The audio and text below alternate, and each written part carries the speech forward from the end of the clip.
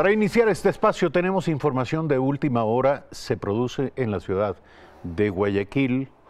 Una colega de nuestro servicio informativo está cubriendo la inauguración, el inicio del voto asistido a la que asiste el vicepresidente de la República, Guadalupe. Buenos días, le escuchamos.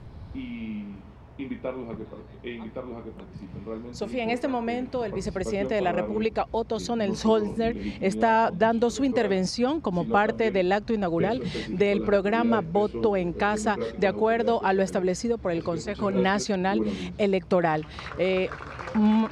Un poco antes también tuvo su intervención el presidente del CONADIS, Javier Torres, quien destacó que el programa Voto en Casa y también todos tienen derecho a votar le ha permitido a las personas con discapacidad y de movilidad reducida la oportunidad de votar, de ejercer su derecho al voto. A partir de las 7 de la mañana, todos los integrantes de esta mesa directiva se dirigirán a las diferentes viviendas y nosotros haremos el acompañamiento para darles a conocer a ustedes y en sus hogares también cómo se lleva este proceso de voto en casa. Eso es lo que podemos informar hasta el momento. Ya se está terminando en este momento el acto inaugural. Nos dirigiremos a las viviendas para conocer este proceso.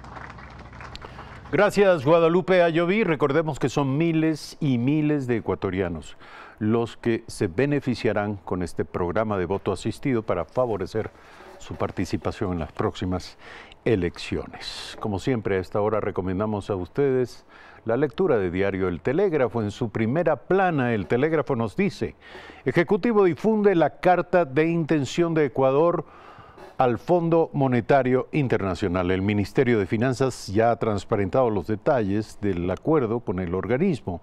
El presidente Lenín Moreno participa en la cita presidencial en Chile, mientras los actores económicos han recibido la información relativa a los contenidos del compromiso de nuestro país con el Fondo Monetario Internacional. Por supuesto, estaremos analizando estos temas en próximas entregas. Además, el Aromo recibirá 1.500 millones de dólares para proyectos. El Aromo, el que habría de ser el enorme predio, sector de la provincia de Manabí, que habría de ser el asiento de la llamada Refinería del Pacífico, se convertirá en una zona agroindustrial y recibirá 1.500 millones de dólares de inyección en inversión para desarrollo de proyectos en esta materia. Y finalmente, el Consejo Transitorio da la razón a Yas Unidos. Los integrantes resolvieron que el órgano electoral cesado vulneró los derechos de esta organización. Estos y otros temas los encuentra usted hoy en la entrega de diario El Telégrafo.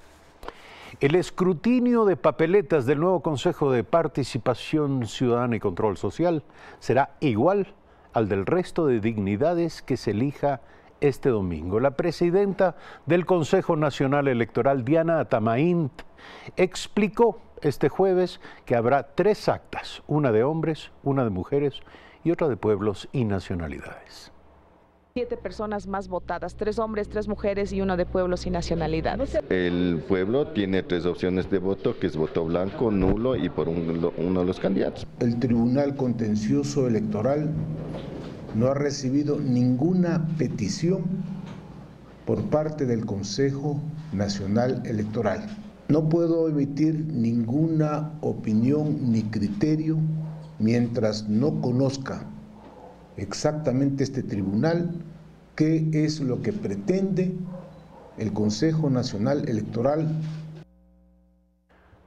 Parece que de esta forma queda atrás la propuesta de considerar que el voto nulo se fracciona en 7 votos nulos en el caso de que así se expresen los ciudadanos este domingo para la elección de miembros del Consejo de Participación Ciudadana y Control Social. Sin embargo, la controversia ha creado un clima. Entendamos cómo ese clima, en opinión de nuestro invitado, influirá en los actores políticos y qué clase de precedente dejará para las próximas semanas, porque de lo que se trata es, por cierto, de medir la consolidación del proceso democrático y la confianza de los actores sociales en él. Pedro José Freile, abogado, asesor en estrategias y analista de entornos políticos, nos acompaña esta mañana. ¿Cree usted que ha quedado zanjado el problema?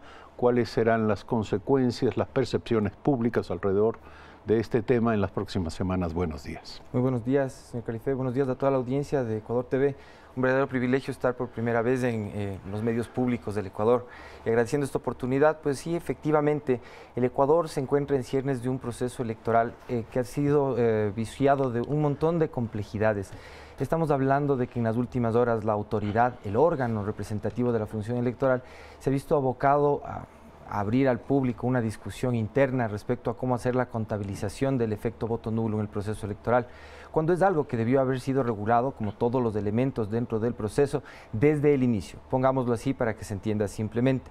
Llevar a cabo un proceso electoral sin haber reglamentado o regulado apropiadamente todas las variables del proceso es como hacer una licitación sin haber definido los parámetros de calificación de las ofertas, sino hasta el instante de efectivamente abrirlas.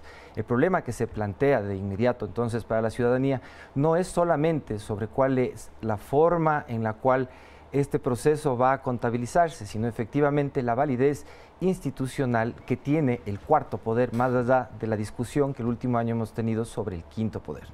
Pero en estas condiciones, y sea cual sea, por cierto, el resultado de la voluntad popular de este domingo, seguirá siendo un tema de la agenda pública la propuesta de desaparición del Consejo de Participación Ciudadana y Control Social. Esto sin duda será determinante en el futuro inmediato. ¿Cómo lo ve usted? Efectivamente, Eduardo, pienso que esa es la tónica. A partir del lunes yo creo que inicia un proceso de reforma del Estado que va a poner sobre la mesa no solamente la forma de estructuración del quinto poder, del Consejo de Participación Ciudadana como representativo de la función de participación social, sino que efectivamente inclusive la forma en la que funcionan los organismos de control. Hay estados como Chile que con 3 poderes tienen a través de la función de legislación la capacidad de fiscalización y autoridades técnicas como la Contraloría General del Estado como parte de esa función del Estado. La simplificación del Estado en realidad es una de las cosas que yo creo van a entrar en la agenda pública en los siguientes meses y es algo que de hecho el Poder Ejecutivo podría empezar a empujar en aras incluso de mantener la vigencia y el respaldo popular, porque la tónica va a venir en ese sentido. Ahora, quienes resulten electos para ocupar estos cargos de miembros del Consejo de Participación Ciudadana, desde ya serán, por cierto, enemigos de la desaparición del organismo. Esto plantea conflictos. Puede plantear conflictos eventualmente, pero yo creo que muchas de las personas que eventualmente van a salir electas en este proceso también han mostrado posiciones respecto a lo que se debe hacer a nivel de participación ciudadana. Es legítimo y será legítimo que de hecho muchos de ellos asuman liderazgo en el proceso de reformulación del Estado. La sociedad reconocerá de seguro en ellos como agentes representantes de esos electos el asumir iniciativas como esto. Lo que ha hecho el Consejo de Participación Ciudadana transitorio, por ejemplo, ya al final de su gestión, diciendo que el mismo Consejo no debe desaparecer, provocó, de hecho, en las últimas semanas una efervescencia a nivel, por ejemplo, de redes sociales e incluso posiciones a favor de que se vote nulo o de que se vote positivo. En realidad el Ecuador tiene la necesidad de caminar a la institucionalidad. La institucionalidad es al Estado lo que la integridad es a las personas. La integridad de las personas es pensar, hablar y hacer de una manera consistente. En el Estado funciona igual.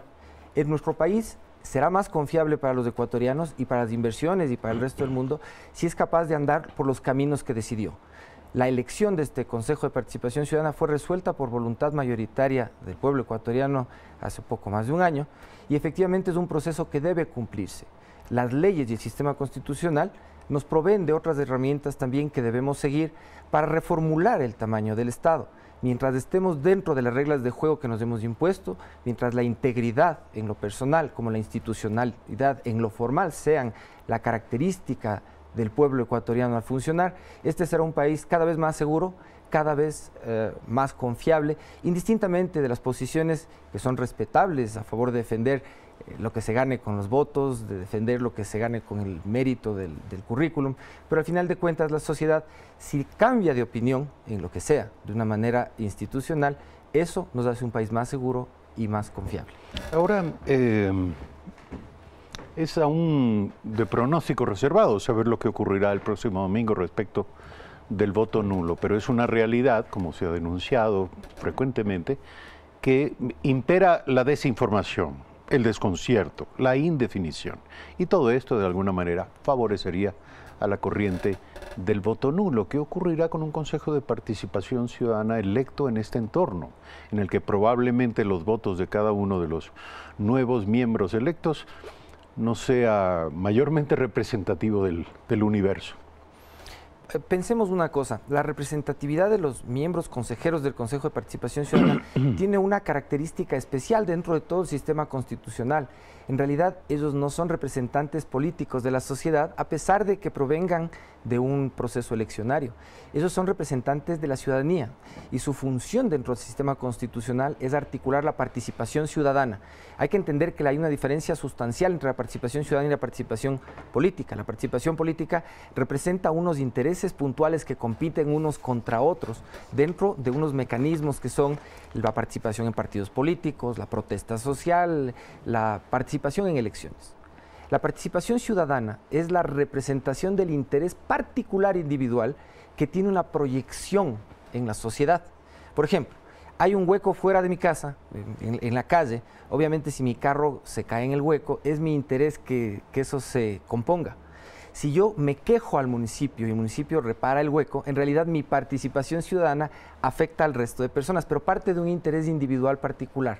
Ese es el ámbito de gestión de la participación ciudadana.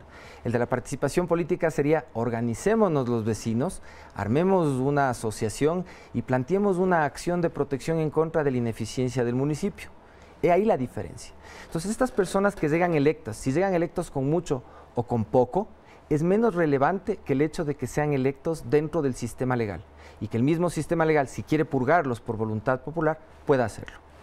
Es decir, no cuenta demasiado si son altamente representativos, resultado de un caudal de votación mayor. Yo le diría que en este momento ya no tanto, porque hay evidencias de que el sistema no funciona. Por eso la voluntad mayoritaria hace un año produjo efectivamente esta elección. Durante este año, ¿qué es lo que hemos visto? El sistema de la elección, que incluso estaba disputando cómo se cuenta un voto nulo, en realidad no ha sido capaz de permitir que se den a conocer las personas. Uno de los reparos que se pone a los candidatos es que son gente, entre comillas, desconocidas. Claro, desconocidas para unos muy bien conocidos. Pero en realidad, lo que pasa es que no han podido hacer campaña. La imposibilidad de que se den a conocer, o esas cuñas de 30 segundos en donde dicen: yo soy el más simpático, vote por mí porque le voy a representar bien, en realidad no son una garantía democrática. Entonces, la deslegitimación no viene realmente de quiénes son las personas, porque hay gente muy valiosa, y ni siquiera de cómo están siendo electos, sino de que todo el proceso ha estado viciado, de que las mismas personas que organizaron el apagón cibernético en las elecciones presidenciales anteriores son quienes siguen asesorando este proceso. Y a mí me parece que no son tanto errores cuanto una, digamos así, estrategia orquestada para provocar determinados ¿Orquestada resultados. por quién? Ya me encantaría saber, y de hecho me comprometo. ¿Pero qué le dice su averiguar. instinto de analista? Mi instinto de analista me dice que las fuerzas políticas tienen la necesidad de reconfigurarse, y a veces el provocar el desorden permite reconfigurar fuerzas. Y en ese sentido, quienes dirigieron el régimen anterior tienen una oportunidad de oro en cualquier resultado también. Si usted se fija, digamos así, las ¿Se fuerzas... refiere al expresidente Correa? Sí, yo normalmente nunca me refiero a él por el nombre, por respeto, pero... ¿Por sí, respeto a quién? Por respeto a él mismo. ¿A la ciudadanía? Por respeto al expresidente, por su... O sea, es tanto el respeto que no quiere mencionar su nombre. No, lo que pasa es que no tengo nada bueno que decir sobre él y prefiero no hablar cosas malas sobre las personas. En todo caso, lo que sucede con él, al tratar de auspiciar determinada posición, es lo que sucede con la oposición. Por ejemplo, con el candidato a presidente que compitió contra el presidente Moreno. Han tratado de asumir la posición de que venza el nulo, encontrando una oportunidad para reciclarse, porque tienen malos candidatos en las seccionales o por la razón que fuera. En realidad, todo proceso eleccionario es una oportunidad para mostrarse, para capitalizar posiciones.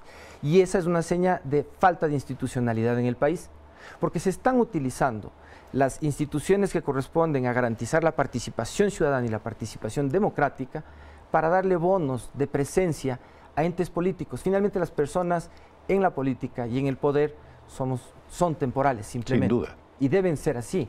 Así debería ser. El efecto es el contrario.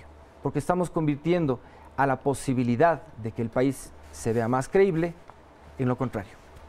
7 de la mañana, 11 minutos. Hemos escuchado las opiniones de nuestro invitado, Pedro José Freile, abogado, asesor en estrategia y analista de entornos políticos. Este es un punto de vista respecto del clima, del entorno político que se plantea alrededor de las elecciones del próximo domingo. Seguirá siendo materia de debate público, no dudamos, y también traerá nuevas consecuencias y eventos que tocará analizar nuevamente. Gracias por estar aquí. Brevísimo corte. Al regresar, Catalina Barreiro, docente del Instituto de Altos Estudios Nacionales, la creación de PROSUR. Estamos hablando de el organismo internacional que sustituiría a la UNASUR, de acuerdo a la propuesta de la diplomacia chilena. Ya regresamos.